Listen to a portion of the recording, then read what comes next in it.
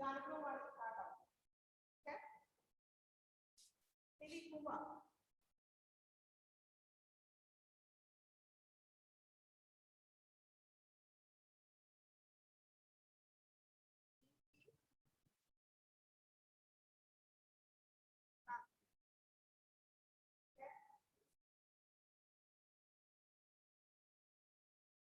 और इसके अलावा मुश्किल जो होगा वो भी मैं आपको बता दूंगी कि इसकी पढ़ाई और इसके हमें खास बात ये समझ नहीं आ, इसके अलावा इसके जो सवाल जवाब है उनको हम देखेंगे। सवाल जवाब इसमें शामिल है।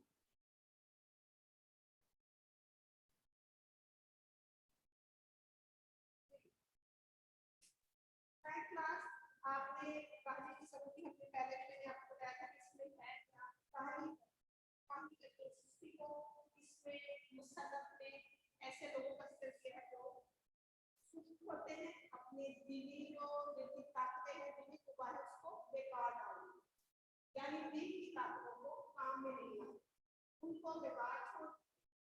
उनने उसने इसमें मुसन्नफ़ ने बताई को बताते कि कुछ ऐसे लोग हैं जो कि अपनी वो काहे होते हैं और कुछ ऐसे होते हैं जिनके पास पैसा होता है और वो उस पैसे के बलबूते पर जब उनकी ज़रूरियात पूरी हो रही होती है तो वो बस क्या करते हैं, खाते हैं पीते हैं बैठे रहते हैं, कमारबाजी में जुआ वगैरह खेलने में पड़ जाते हैं, तमाशबीनी में यानी फजूल किस्म के खेल देखने में लग जाते हैं, या फिर वो ऐसे कामों में पड़ जाते हैं अपनी जान के दुश्मन हो जाते हैं और उनके अंदर इंसानी खसलत की बजाय हैवानी खसलत आ जाती है। हैवानी खसलत से क्या मुराद है कि वो जो इंसानी खसूसियात होती है ना वो कम हो जाती है। हैवानी खसलत यानी कि वो शराब पीना शुरू कर देते हैं, नशा करना शुरू कर देते हैं, फजूल किस्म के कामों में पड़ जाते हैं, फजूल खेलों में पड़ जाते हैं। ये कोई इंसानी खसलत नहीं है, ये क्या है, हैवानी खसलत है। हैवानी खसलत में ये भी शामिल हो जाती है बात कि इंसान जो है वो किसी ना किसी काम में मसरूफ रहता है, जबकि हैवान जो है, जानवर जो है, आप देखते हैं जानवर क्या करता है, जानवर को किसी काम की कोई फिक्र नहीं, अल्लाह ताला ने अक्ल नहीं अता फरमाई। जानवर क्या करता है, इस तरह भैंस बकरियां हैं भेड़े हैं क्या करती हैं, चारा खाती हैं, चगाली करती है, अपनी जगह पे बैठी रहती है, किसी काम काज में मसरूफ नहीं करती। यानी इंसान की जब सुस्ती कहानी हद से बढ़ जाती है तो वो इंसान की बजाय हैवान बनना शुरू हो जाता है। इंसान को भी तो एक माशूक़ हैवान कहा जाता है, यानी इंसान के अंदर जो उसकी जो होती है इंसानी खसलतें वो कम जाती हैं और उसके अंदर उसकी जो हैवानी खसलतें हैं वो ज़्यादा हो जाती है, वो बढ़ जाती है। ठीक है, फिर मुसन्नफ़ ने इसके साथ साथ ये कहा कि हमारी जो कौम है उसके अंदर जो कमी है वो क्या, उसने अपनी तिलिकुआ को बेकार छोड़ा हुआ, उसने तिलिकुआ को बेकार छोड़ के तो अपनी जो अदात व हसाइल है वो कौन से बनाने शुरू कर दिए, जानवरों वाली उन्होंने बनाने शुरू कर दिए। और सर सैयद अहमद खान कह रहे हैं कि कौम की बेहतरी मुल्क की बेहतरी किसमें है, इसमें है कि वो किसी ना किसी काम में मसरूफ रहे, अपने तिलिकुआ को गुरुकार लें, यानी जो दिल की ताकतें हैं उनको काम में लाए, दिल से सोचे, अपने दिमाग को और दिल को बेकार न रखें, उनको काम में लाए, तिलिकुआ को काम में लाए, उनको बेकार ना छोड़े, किसी ना किसी काम में मसरूफ रहे तो फिर हमारी कौम जो है वो तरक्की कर सकती है।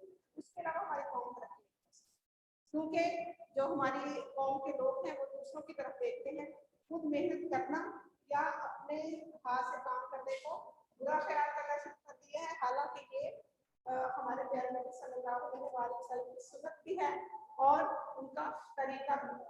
इस बात को जब मुसलमानों ने छोड़ा तो वो फिर उनकी इज्जत भी काम हुई। अब देखते हैं कि इसके सवाल जवाब क्या है।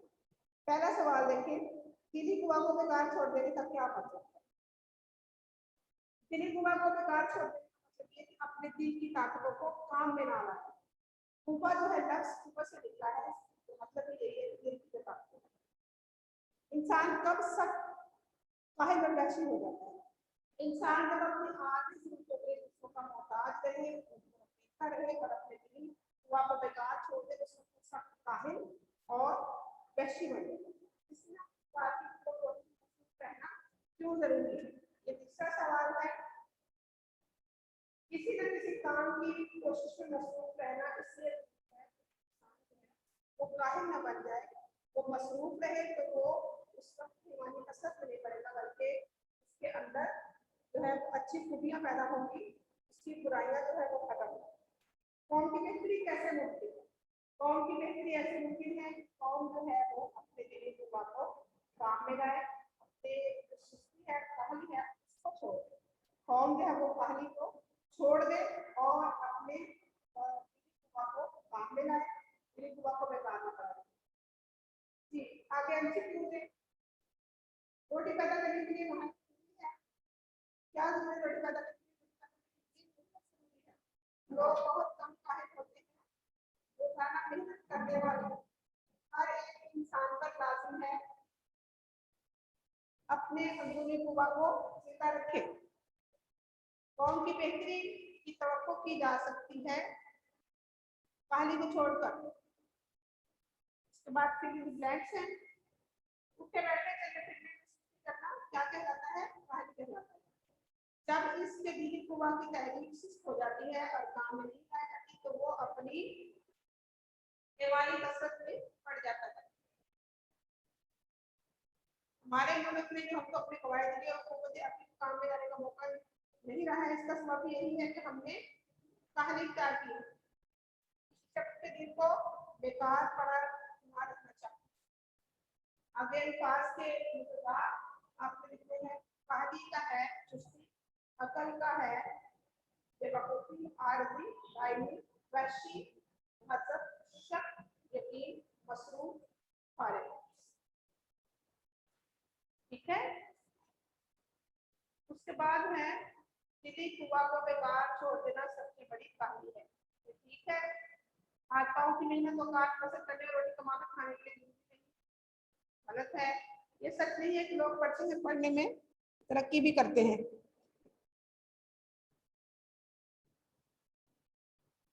ये गलत है।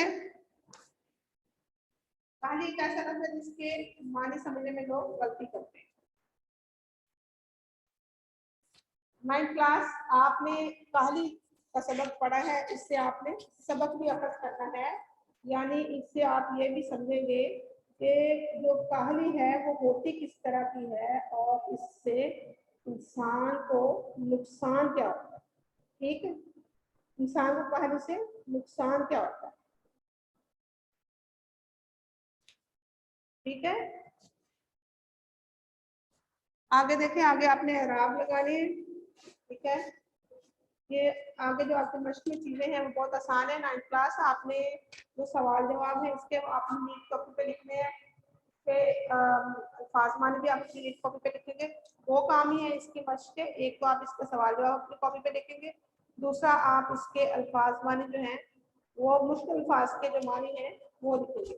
आप जब इसकी मश्क लिखेंगे ना तो सबसे पहले आप इसके अल्फाज माने ही लिखेंगे, उसके बाद आप इसके सवाल जवाब लिखेंगे। ठीक है, बाकी इसका जो काम है वो आपकी बुक में होने वाला है, बुक पे करेंगे, उसका कोई मुश्किल नहीं है। वो आप बुक पे करेंगे,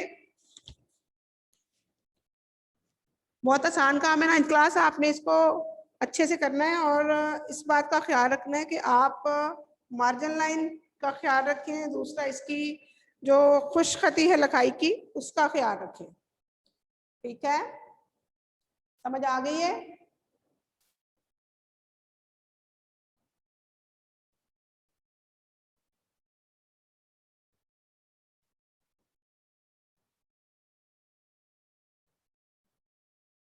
और कुछ पूछना चाहते हैं 9th क्लास के मुतालिक आप?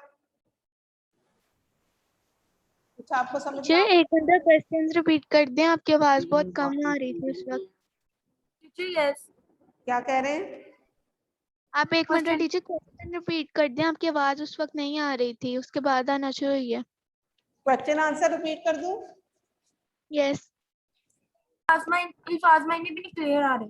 जी मैं दोबारा से रिपीट कर देती हूँ। दिली कुआ को बेकार छोड़ देने का क्या मतलब है?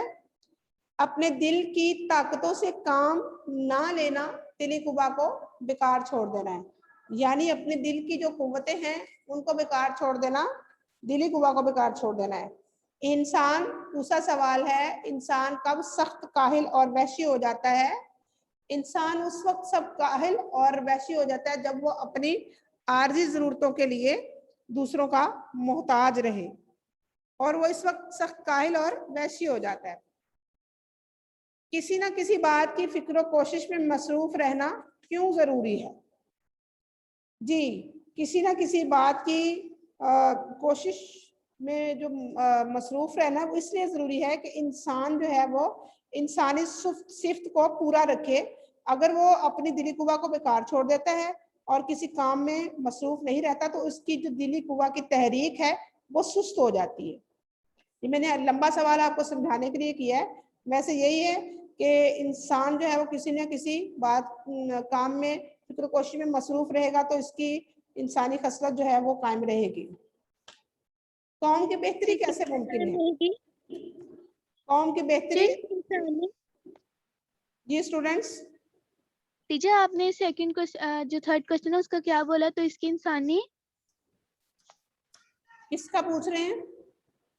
जो थर्ड क्वेश्चन है जो भी बोला, थर्ड का? जी टीचर।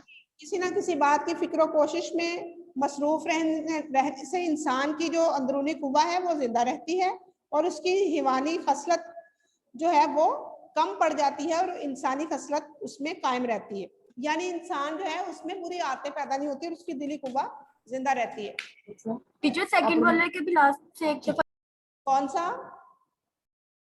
जिस सेकंड वाला क्वेश्चन, इंसान कब सख्त काहिल और वहशी हो जाता है?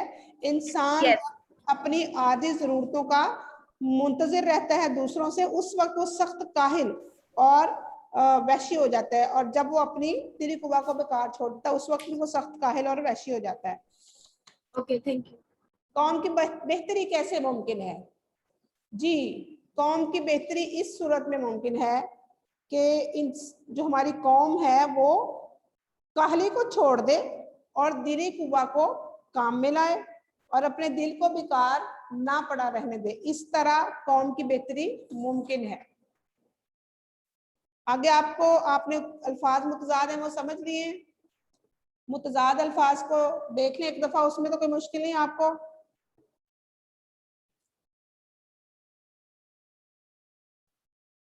टीचर वहशी का मुतजाद बता दें। क्या कह रहे हैं? टीचर वहशी का मुतजाद बता दें। वहशी, वहशी का मुतजाद है मुहज्जब, उजाड़। उजाड़ लफ्ज होता है ना, वहशी, वहशी का मुतरादिफ उजाड़ है ना, उजाड़ होना मतलब जाहिल होना। ये वहशी, उजाड़ और जाहिल एक ही मतलब लफ्ज के मानी है ना तीन, तो इनका मानी जो है वो मुतजाद जो है वो मुहज्जब होगा। आपने अपनी कॉपीज रेडी रखनी है 9th क्लास। आपने उर्दू अलिफ का जो काम है वो बुक वाला, जो टेक्स्ट बुक का काम है वो उर्दू अलिफ की कॉपी पे आएगा, और बे का जो है वो जिसमें आपके मुकालमे आएंगे, खतूत आएंगे और दरख्वास्तें, रसीदें, इस तरह की चीजें जो है वो उर्दू बी की हैं, वो लहदा से आप उसकी कॉपी बनाएं। टीचर इराब नहीं लगाने? जी बच्चे क्या कह रहे हैं? टीचर इराब, इराब आप खुद लगाएंगे, बहुत आसान है। काहिल, जिस तरह काहिल है उसके ऊपर जबर है, जो है उसके नीचे जेर है और लाम पे होती है। चलो ठीक है। सबको समझ आ गई है? यस टीचर, यस टीचर आ गई है। ठीक है, ओके, अल्लाह हाफिज।